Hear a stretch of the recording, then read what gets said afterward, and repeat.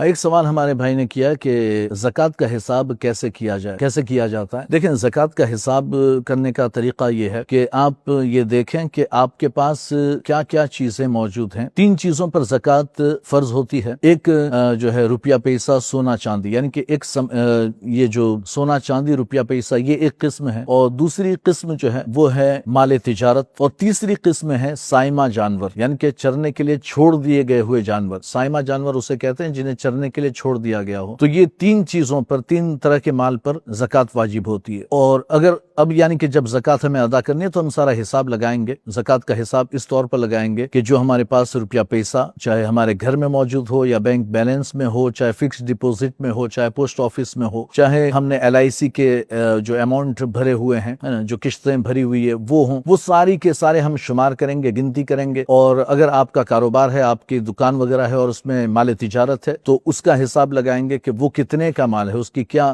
مالیت ہے، ابھی فی الحال مارکیٹ میں اس کی کیا ویلیو ہے، اس کا کیا یعنی کہ پرائز ہے، وہ حساب لگائیں گے۔ اور ساتھ ہی ساتھ سونا چاندی وغیرہ اگر آپ کے پاس موجود ہے، آپ کی ملکیت، آپ کی بیوی یا ماں وغیرہ نہیں، آپ کی ملکیت میں اگر سونا چاندی وغیرہ ہے تو اس کا حساب لگائیں گے۔ اور ان ساری یعنی کہ چیزوں کو ملا کر جو ہمارا ٹوٹل بنے گا، اس میں اگر آپ پر کچھ قرضہ ہو تو اسے مائنس کر دیں۔ اس کے بعد جتنا بچا اس پر آپ کو 2.5% کے حساب سے زکوٰۃ دینی ہے، اور اس 2.5%